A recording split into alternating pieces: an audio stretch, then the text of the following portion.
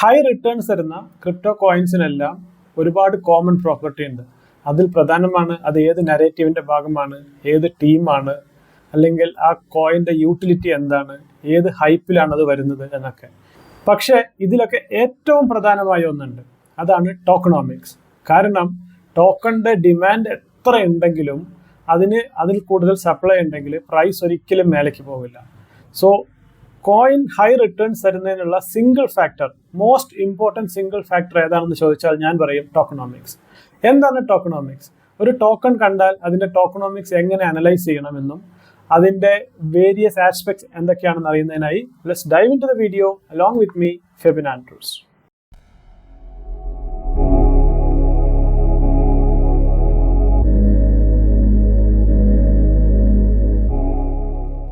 ഈ വീഡിയോയിൽ പറയുന്ന കാര്യങ്ങൾ തികച്ചും എഡ്യൂക്കേഷനും എൻ്റർടൈൻമെൻറ്റിനും വേണ്ടി മാത്രമുള്ളതാണ്.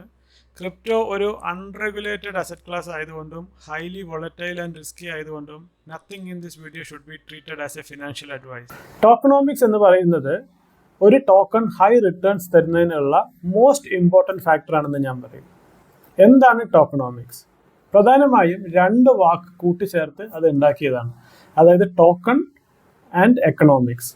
ഇത് രണ്ടും കൂടി ബ്ലെൻഡ് ചെയ്തിട്ടാണ് നമ്മൾ ടോക്കണോമിക്സ് എന്നുള്ള വാക്ക് കോയിൻ ചെയ്തത്. അതിന് കാരണം വേറൊന്നുമല്ല, ഒരു കോയിൻ്റെ എക്കണോമിക്സ്, അതിൻ്റെ പ്രൈസ് ആക്ഷൻ പ്രധാനമായും ബന്ധപ്പെട്ടിരിക്കുന്നത് അതിൻ്റെ ടോക്കൺസുമായിട്ട് തന്നെയാണ്. ടോക്കൺസ് നമ്മൾ അനലൈസ് ചെയ്യുമ്പോൾ പ്രധാനമായും 3 കാര്യങ്ങളാണ് നമ്മൾ ചെക്ക് ചെയ്യേണ്ടത്.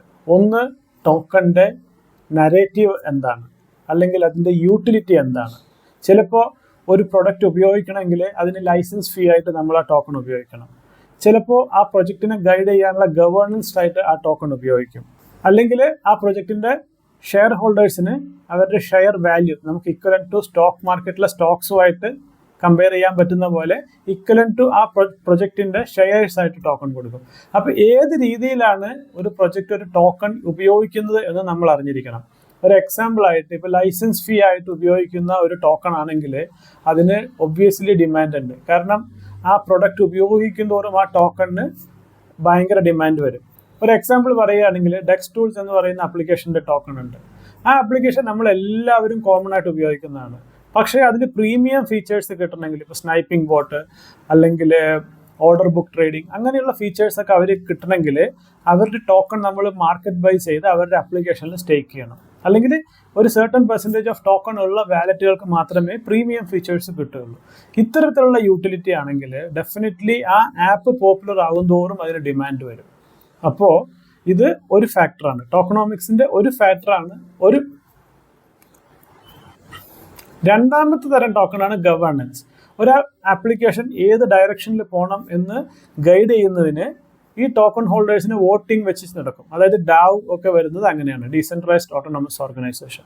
അപ്പോൾ അങ്ങനെയുള്ള യൂട്ടിലിറ്റികളുണ്ട്. ഇത് കൂടാതെ വെറും സ്പെക്കുലേഷന് വേണ്ടിയിട്ടുള്ള ടോക്കൺസ് ഒക്കെ ഉണ്ട്. ടോക്കണോമിക്സിൽ ഒന്നാമത്തെ പോയിന്റ് അതിൻ്റെ യൂട്ടിലിറ്റി എന്താണ്, അത് ഏത് നരേറ്റീവിലാണ് എന്നുള്ളതാണ്. രണ്ടാമത് നമ്മൾ ടോക്കണോമിക്സിൽ ചെക്ക് ചെയ്യുന്നത് ഈ ടോക്കണിൻ്റെ അലോക്കേഷൻ എങ്ങനെയാണെന്നാണ്. സോ യൂഷ്വലി ഒരു ടോക്കൺ അല്ലെങ്കിൽ ഒരു പ്രൊജക്റ്റ് ആദ്യം വരുമ്പോൾ അതിന് ഇനീഷ്യൽ ഫണ്ടിങ് വേണം. അപ്പോൾ അവരെ നമ്മൾ വെഞ്ചർ ക്യാപിറ്റലിസ്റ്റ് എന്ന് പറയും, അതായത് VC. അവർക്ക് ടോക്കൺ സാധാരണ ഭയങ്കര വിലക്കുറവിൽ ഒരു സർട്ടൻ പെർസെൻറ്റേജ് കൊടുക്കും. അപ്പോൾ അതിൻ്റെ അലോക്കേഷൻ, അതുപോലെ മാർക്കറ്റിങ്ങിന് എത്ര അലോക്കേഷൻ, പബ്ലിക്സിന് എത്ര അലോക്കേഷൻ, അല്ലെങ്കിൽ റൗണ്ട് 2 പ്രൊജക്റ്റ് സ്കെയിൽ ചെയ്യാൻ വേണ്ടി ഫണ്ട് എടുക്കുമ്പോൾ എത്ര അലോക്കേഷൻ, ഇത് നമ്മൾ അറിഞ്ഞിരിക്കണം. കാരണം ഒരുപാട് ഫണ്ട് മാർക്കറ്റിങ്ങിന് ഉണ്ടെന്ന് വയ്ക്കും. അപ്പോൾ ഒരു ടോക്കണിൻ്റെ 25% 30% ഒക്കെ മാർക്കറ്റിങ്ങിന് കൊടുക്കുന്നുണ്ടെങ്കിൽ 2 ആസ്പെക്റ്റാണ് ആ പ്രൊജക്റ്റിന് സംഭവിക്കുക. ഒന്ന്, അതിന് നല്ല മാർക്കറ്റിംഗ് കാരണം ഹൈപ്പ് കിട്ടും. പക്ഷേ ഓൺ ദ അതർ സൈഡ് സാധാരണ എന്ത് സംഭവിക്കും, ഈ യൂട്യൂബ് ഇൻഫ്ലുവൻസേഴ്സ് അല്ലെങ്കിൽ മാർക്കറ്റിംഗ് ഇവൻറ്റിനൊക്കെ കൊടുക്കുന്നത് ഇവരുടെ തന്നെ ടോക്കൺ ഫ്രീ ആയിട്ട് കൊടുക്കും. അപ്പോൾ അവർ കിട്ടിയാൽ ആ പ്രൊജക്റ്റിന് ഒരു ഹൈപ്പ് വന്ന് തുടങ്ങുമ്പോഴേക്കും they will cash it out. അപ്പോൾ വേറൊരു ചോദ്യമുണ്ട്, ഇത് എങ്ങനെ മാർക്കറ്റ് ഡംപ് പ്രിവെൻറ്റ് ചെയ്യാം എന്നുള്ളത്. അവിടെയാണ് മൂന്നാമത്തെ ആസ്പെക്റ്റായ എമിഷൻ സ്കെഡ്യൂൾ നമ്മൾ നോക്കേണ്ടത്. ചിലപ്പോൾ ഈ ടോക്കൺസിന് അവർ പറയും, ഓക്കെ നമ്മൾ ഈ ടോക്കൺ നിങ്ങൾക്ക് തരാം, പക്ഷേ അടുത്ത 6 മാസത്തേക്ക് തൊടാൻ പറ്റില്ല, അല്ലെങ്കിൽ അടുത്ത 2 വർഷത്തേക്ക് തൊടാൻ പറ്റില്ല. ഈ 2 വർഷത്തേക്ക് ഒന്നും ചെയ്യാതിരിക്കാൻ പറ്റുന്ന പീരീഡിനെ നമ്മൾ ക്ലിഫ് എന്ന് പറയും. അപ്പോൾ പ്രൊജക്റ്റിൻ്റെ ടോക്കണോമിക്സ് നോക്കുമ്പോൾ ഇതിൻ്റെ ക്ലിഫ് പീരീഡ് 12 months എന്ന് കാണുകയാണെങ്കിൽ it is safe to assume അടുത്ത ഒരു വർഷത്തേക്ക് പുതിയ ടോക്കൺസ് വന്ന് അല്ലെങ്കിൽ എമിഷൻസ് വന്ന് അതിൻ്റെ സപ്ലൈ ഇൻക്രീസ് ആയിട്ട് ഡിമാൻഡിനെ കുറയ്ക്കില്ല. അതായത് ഡിമാൻഡ് വന്നാൽ പ്രൈസ് കൂടുമെന്ന് നമുക്ക് ഉറപ്പിക്കാം. അപ്പോൾ ക്ലിഫ് എന്ന് പറയുന്നത് ആദ്യത്തെ ഒരു വർഷത്തേക്കുള്ള ലോക്കിംഗ് പീരീഡും പിന്നീട് ഗ്രാജുവൽ റിലീസ് ഉണ്ടാകും. പിന്നെ അടുത്ത 2 വർഷത്തേക്ക് ഓരോ മാസവും certain percentage ഓഫ് ടോക്കൺ വെച്ച് അൺലോക്ക് ചെയ്ത് സപ്ലൈ കൂടി വരും. അപ്പോൾ ബുൾറണ്ണിലൊക്കെ സപ്ലൈ കൂടുന്നുണ്ടെങ്കിലും കുഴപ്പമില്ല, കാരണം ഇൻ ജനറൽ എല്ലാ കോയിൻസിനും ഒരു ഡിമാൻഡ് ഉണ്ടാകും. അപ്പോൾ ഡിമാൻഡ് യൂഷ്വലി ഹൈ ആവുന്നത് കൊണ്ട് സപ്ലൈ എമിഷൻ ബുൾറണ്ണിൽ വരുമ്പോൾ പ്രശ്നമില്ല. പക്ഷേ ബുൾറൺ കഴിഞ്ഞിട്ട് സപ്ലൈ കൂടുമ്പോൾ എന്തുണ്ടാവും എന്ന് വെച്ചാൽ ഒരു സൈഡിൽ ഡിമാൻഡും കുറയും, വേറെ സൈഡിൽ സപ്ലൈയും കൂടും. അപ്പോൾ ഡബിൾ സ്പീഡിൽ വില ഇടിയും. അതാണ് നമ്മൾ മനസ്സിലാക്കേണ്ടത്.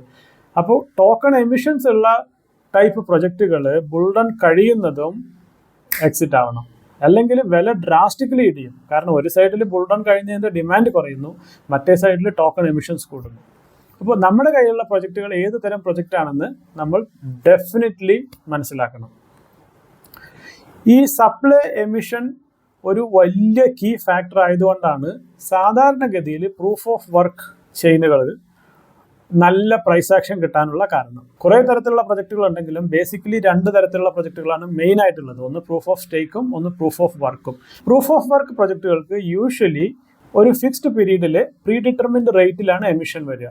അതിന് VCs ഉണ്ടെങ്കിൽ തന്നെ അവർക്കൊരു ഇനീഷ്യൽ അലോക്കേഷൻ കൊടുത്ത് വളരെ ലോങ് പീരീഡിലേക്കായിരിക്കും ലോക്കിംഗ് വരിക. അപ്പോൾ പ്രൂഫ് ഓഫ് വർക്കിൻ്റെ എമിഷൻ പ്രൂഫ് ഓഫ് വർക്ക് പ്രൊജക്റ്റുകളുടെ എമിഷൻ എന്ന് പറയുന്നത് സാധാരണഗതിയിൽ വളരെ സ്ലോയും ഡിക്രീസിങ്ങുമായിരിക്കും. മെയിൻ എക്സാമ്പിൾ ബിറ്റ്കോയിൻ തന്നെ. പോകെ അത് സ്കെയേഴ്സ് ആയി വരും. ഇപ്പോൾ ക്യൂബിക്, കാസ് ഇങ്ങനെയുള്ള പുതിയ ടോക്കണുകളെല്ലാം പ്രൂഫ് ഓഫ് വർക്ക് ബേസ് ചെയ്തിട്ടുള്ള ടോക്കണുകളെല്ലാം പോകെ എമിഷൻ കുറയുകയാണ് ചെയ്യുക.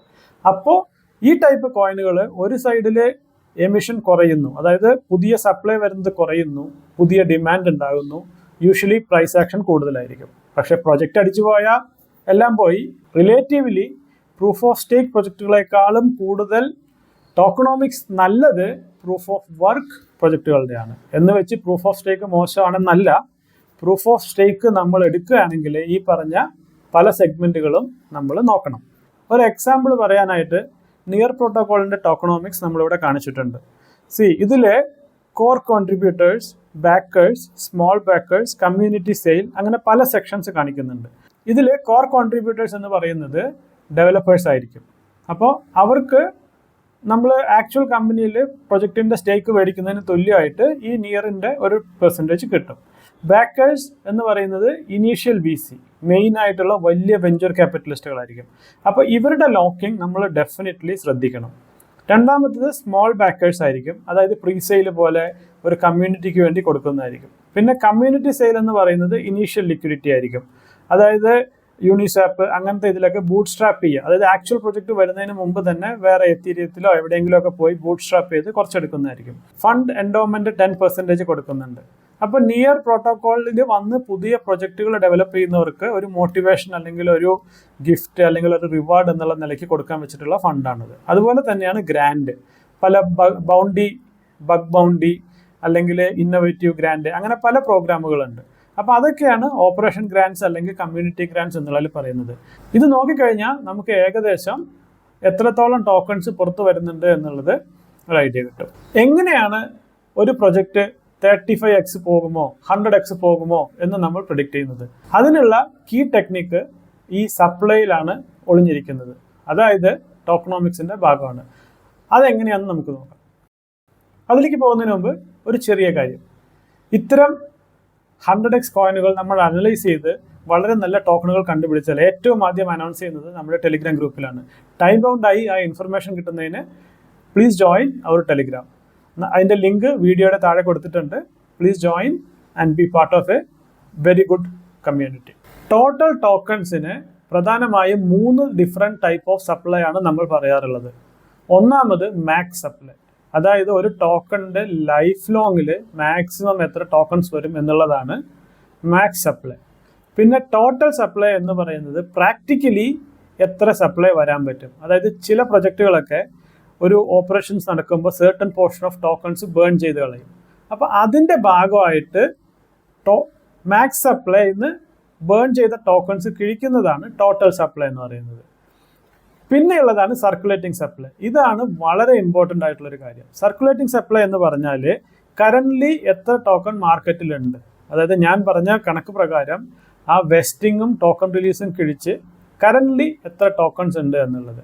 കറൻ്റ്ലി വളരെ കുറച്ച് ടോക്കൺസേ ഉള്ളൂ, വളരെ പെട്ടെന്നുള്ളൊരു റിലീസ് ഷെഡ്യൂൾ ഉണ്ടെങ്കിൽ ആ ടൈപ്പ് കോയിൻസ് നമ്മൾ നോക്കരുത്. കാരണം പെട്ടെന്ന് എമിഷൻസ് വരും. ഇപ്പോൾ എക്സാമ്പിൾ ആണെങ്കിൽ വേൾഡ് കോയിൻ എവറി ഡേ അവർ ടോക്കൺസ് റിലീസ് ചെയ്തുകൊണ്ടിരിക്കുകയാണ്. എവറി ഡേ 2 മില്യൺ ടോക്കൺസ് മാർക്കറ്റിലേക്ക് വന്നുകൊണ്ടിരിക്കുകയാണ്. അപ്പോൾ അത്തരത്തിലൊരു ടോക്കൺ നമുക്ക് നല്ല പ്രൈസ് ആക്ഷൻ തരില്ല. അനദർ എക്സാമ്പിൾ ആണ് XRP. എവറി വീക്ക് 1 ബില്യൺ എത്രയോ സപ്ലൈ വെച്ചിട്ട് അവർ മാർക്കറ്റിലേക്ക് അൺലോക്ക് ചെയ്യുന്നുണ്ട്. അവർ പറയുന്നത് അവരുടെ മാർക്കറ്റിങ്ങും ടെസ്റ്റിങ്ങും കവർ ചെയ്യാനാണെന്നാണ്. പക്ഷേ എൻഡ് ഓഫ് ദ ഡേ പുതിയ ടോക്കൺസ് കൺസിസ്റ്റൻ്റ് ആയിട്ട് മാർക്കറ്റിലേക്ക് വരുമ്പോൾ പ്രൈസ് ആക്ഷൻ വളരെ ചെറുതായി പോകും. Circulating supply into token price, അതാണ് മാർക്കറ്റ് ക്യാപ്പ് എന്ന് പറയുന്നത്. അപ്പോൾ ഒരു ടോക്കണിന് ഇപ്പോൾ 5 മില്യൺ മാർക്കറ്റ് ക്യാപ്പാണ് എന്ന് നമ്മൾ പറയുകയാണെങ്കിൽ അതിന് അർത്ഥം total number of circulating tokens into current price, അത് 5 മില്യൺ ആയിരിക്കും. പിന്നെ ഇതേപോലുള്ളൊരു ടോക്കൺ കഴിഞ്ഞ ബുൾ റണ്ണിൽ 500 മില്യൺ എത്തിയെങ്കിൽ ഈ ഒരു പെർഫോമൻസ് ഈ ബുൾ റണ്ണിൽ ഈ ഒരു കോയിനും പ്രതീക്ഷിക്കാം. അപ്പോൾ 5 മില്യൺ ഉള്ളൊരു ടോക്കൺ 500 മില്യൺ ആകാൻ സാധ്യതയുണ്ടെങ്കിൽ ഡിപ്പെൻഡിങ് ഓൺ കഴിഞ്ഞ ബുൾ റണ്ണിലെ പെർഫോമൻസ് അനുസരിച്ച് നമ്മൾ പറയും ഈ ടോക്കണിന് ഒരു 100x പൊട്ടൻഷ്യൽ ഉണ്ടെന്ന്. അതേസമയം ഇതിൻ്റെ ഈ പീരീഡിൽ ടോക്കൺ സപ്ലൈ ഡബിൾ ആകുക എന്നിരിക്കട്ടെ, അപ്പോൾ ഒബ്വിയസ്ലി 50x ഉള്ളൂ. ഇങ്ങനെയാണ് നമ്മൾ ഒരു ടോക്കൺ ഏകദേശം എത്ര എക്സ് പോവാൻ സാധ്യതയുണ്ട് എന്ന് പ്രഡിക്റ്റ് ചെയ്യുന്നത്. ഇതുവരെയുള്ള ഇൻഫർമേഷനിൽ നിന്നും എത്രത്തോളം ഇമ്പോർട്ടൻ്റ് ആയിട്ടുള്ള ഒരു ഫാക്ടറാണ് ടോക്കണോമിക്സ് എന്നും ഒരു ടോക്കൺ കിട്ടിയാൽ പ്രാഥമികമായി എന്തൊക്കെ കാര്യങ്ങളാണ് ടോക്കണിൽ നോക്കേണ്ടതെന്ന് നിങ്ങൾക്ക് മനസ്സിലായി എന്ന് വിശ്വസിക്കുന്നു. സമ്മറൈസ് ചെയ്യുകയാണെങ്കിൽ നമ്മൾ സർക്കുലേറ്റിംഗ് സപ്ലൈ നോക്കണം, മാക്സിമം സപ്ലൈ എത്ര വരുന്നുണ്ടെന്ന് നോക്കണം, ടോക്കൺ എമിഷൻസ് നോക്കണം, അതിൻ്റെ ലോക്കിംഗ് പീരീഡ് നോക്കണം. ഇതെല്ലാം കൂടി സംക്ഷിപ്തമായിട്ട് ഇപ്പോൾ ഉള്ള മാർക്കറ്റ് ക്യാപ്പ് എത്രയാണ്, പീക്ക് ബുൾ റണ്ണിൽ എത്രത്തോളം വരെ ഇത് പോവാം, അതിനെ ബേസ് ചെയ്തിട്ട് ഏകദേശം ഈ ടോക്കൺ ഒരു 30x തരുമോ, 50x തരുമോ, 100x തരുമോ എന്ന് നമുക്ക് പറയാം. റിമെമ്പർ, ഈ ഒരു റൂള് മീം കോയിൻസിന് ബാധകമല്ല. അത് പ്യുവർലി ഹൈപ്പായിട്ടും റഗ് പുള്ളായിട്ടും ഒരു ലക്കിൻ്റെ പുറത്തും ഓടുന്ന ടോക്കണാണ്. ഈ പറഞ്ഞ ഡിസ്കഷൻ മുഴുവൻ ഫണ്ടമെൻ്റലി ബേസ് ചെയ്തിട്ടുള്ള നല്ല പ്രൊജക്റ്റുകൾ ഒരു ലോങ് ടേമിൽ എങ്ങനെ എഫക്റ്റീവായിട്ട് ഇവാലുവേറ്റ് ചെയ്യാം എന്നുള്ളതിന് വേണ്ടിയിട്ടാണ്. ടോക്കണോമിക്സിനെ കുറിച്ച് ഡീറ്റെയിൽഡ് ആയിട്ട് ഡിസ്കസ് ചെയ്ത ഈ വീഡിയോ നിങ്ങൾക്ക് ഇഷ്ടമായി എന്ന് വിശ്വസിക്കുന്നു. ഒരു 100x കോയിൻ എങ്ങനെ നൈൽ ഡൗൺ ചെയ്യണമെന്നും അതിൻ്റെ വാല്യുവേഷൻ എങ്ങനെ സ്വയം അസസ് ചെയ്യണമെന്നും നിങ്ങൾക്ക് മനസ്സിലായെന്ന് ഞാൻ വിശ്വസിക്കുന്നു. ഇത്തരത്തിലുള്ള വീഡിയോകൾ നിങ്ങൾക്ക് ഇഷ്ടമാണെങ്കിൽ please like this video and subscribe to channel. അതുപോലെ തന്നെ ടെലിഗ്രാം ഗ്രൂപ്പിൽ ഇമ്മീഡിയറ്റ്ലി ജോയിൻ ചെയ്യുക. പുതിയ ആൽഫകൾ ടൈം ബൗണ്ടായിട്ട് അറിയുന്നതിനായി അത് വളരെ ഉപകാരമായിരിക്കും. പുതിയൊരു വീഡിയോയുമായി വരുന്നവരെ സൈനിങ് ഓഫ്. ഫെബിൻ ആൻഡ്രോസ്.